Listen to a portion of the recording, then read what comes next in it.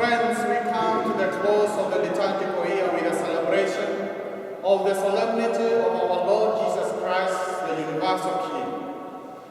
Our readings help us reflect on a number of elements that are important in our faith.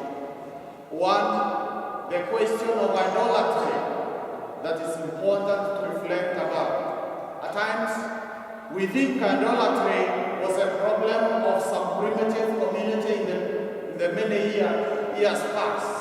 It is our very own problem. The second element is the difference between political power and spiritual power and the exercise of these two powers. And the third important point is the authority and influence. The difference between authority and influence is the same as the difference between power and control. And finally, with these elements understood, we come to see Christ as the hope of human race. He is the witness to the truth of God's eternal and universal sovereignty.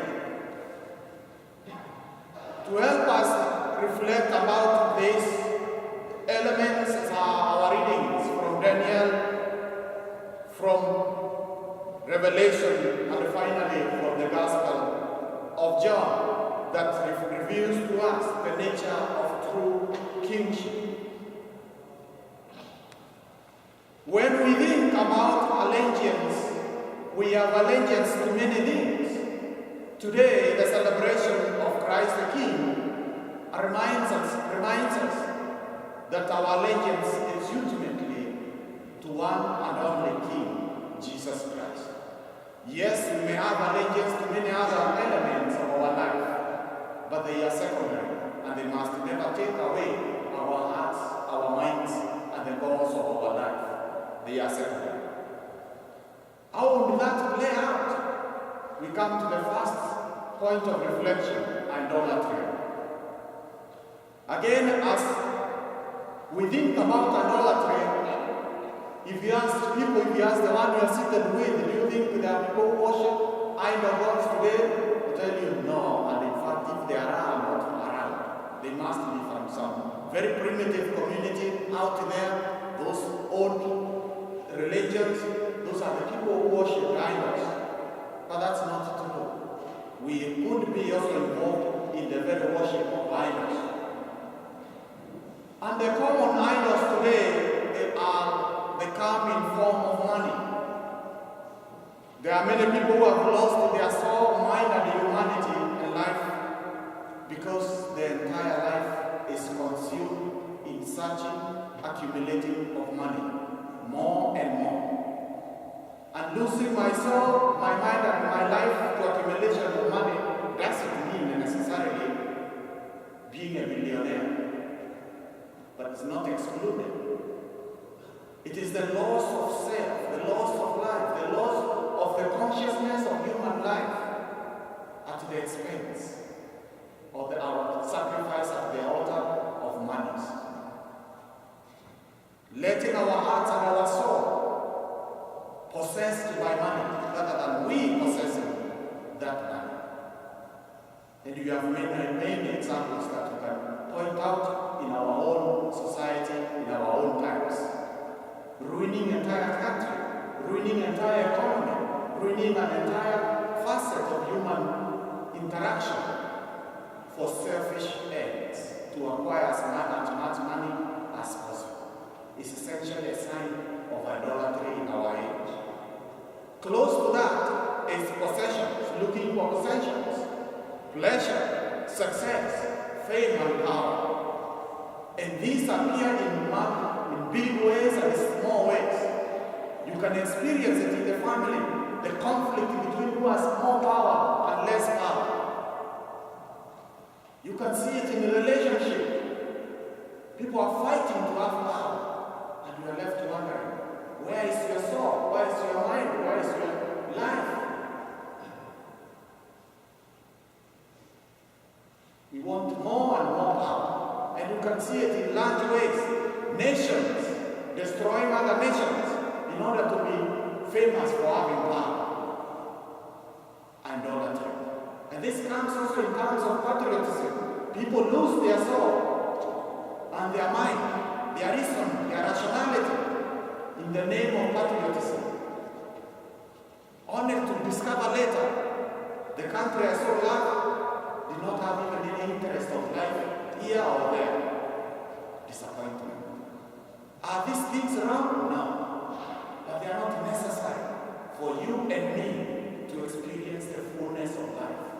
To feel happy in life, I not need to lose my soul, my mind, my life for money, for possession, for pleasure, for fame, for power. But what's the problem with idolatry?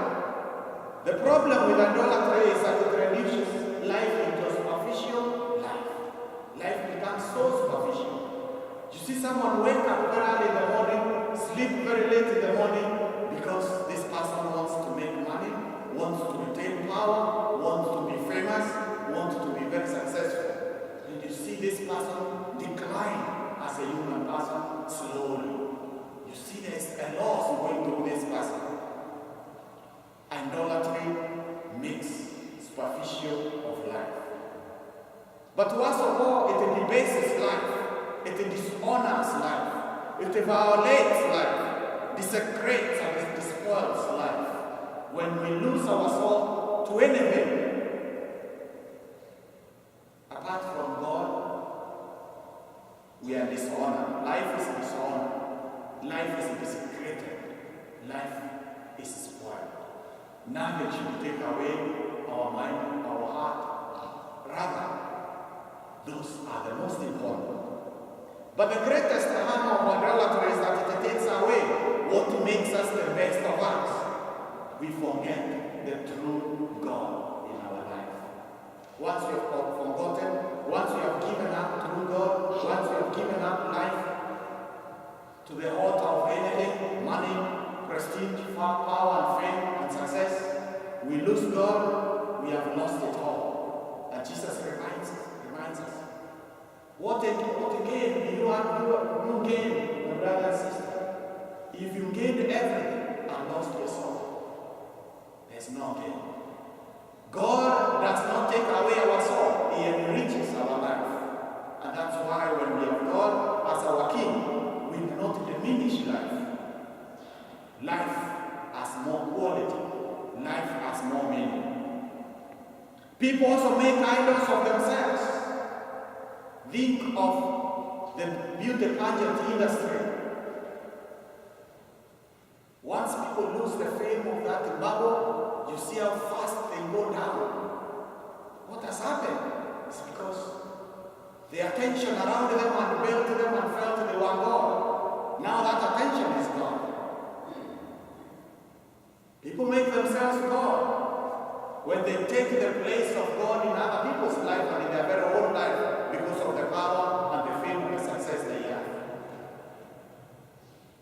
No humanity should ever take the place of God in our lives. Doesn't matter what possession they own, doesn't matter what success they have, doesn't matter how rich they are. They can keep their power, they can keep their fame, we can keep our God and retain our life. How does idolatry act? Idols command, Christ invites. When we allow ourselves to be under idols, we are commanded every day. We have no freedom. But when we have Jesus Christ as our King, He invites us into life. Idols rule through fear.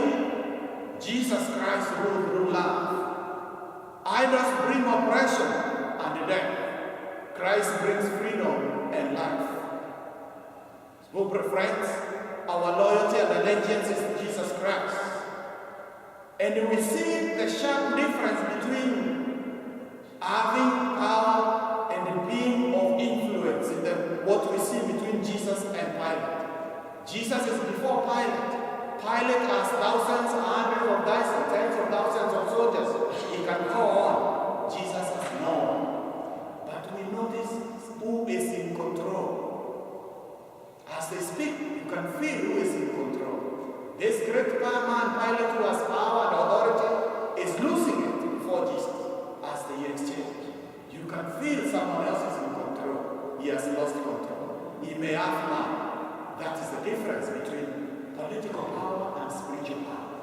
When we have spiritual power, we are in control of ourselves, we are in control of the situation, no matter how risky it is, no matter what is coming ahead. Jesus knows death is coming, but he is in control. Spiritual power provides, spiritual influence provides control. We don't lose ourselves to the situation. Jesus doesn't lose himself to the situation. Pilate does. His mind and heart is caught up in the complexity and the problem of power. And that is the problem with political power. The capacity to coerce others to do one's will, it doesn't always succeed. Even nations, when they coerce others to do their own will, doesn't succeed. It may appear to be succeeding sometimes, but it's only a matter of time, and it will be a frustration. Nations fail because power fails, political power fails, because it has this self-deforming character of coercing others into one's will. As opposed to that, also, is that political power lacks goodness and wisdom, not because it's necessarily bad. People can be in political power, can have possession, and be very spiritual, and bless thousands and thousands. You remember Martin McCarthy, recall Nelson Mandela, beautiful guys who were in power for some time, and they were a blessing, not a coercion to any other nation or other people. A combination of political power and spiritual influence flows, and you see that leader and feel you want that type of a leader. Friends, spiritual power influence is what makes us more meaningful to ourselves and to other individuals. People may have wealth, may have possession, may have power, but once they have spiritual influence, then that leadership is something that people will always look up to. And finally, friends, that is the difference between authority and influence. That is what Jesus exercises as the King of the universe. Influence over us without taking away our individual uniqueness, our goodness as human beings.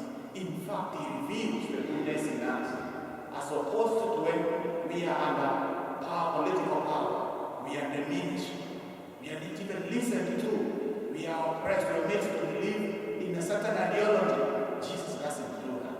He makes us the individuals unique, listens to us, empowers us, and offers us an influence that makes us better persons. This celebration is the celebration of Christ as the hope of the human race that shows whom God is and how we can keep God at the center of our lives. Because when he is at the center of our lives are nourished, are made better. This is the King that we celebrate. The solemnity of a King who never takes away who we are, but enriches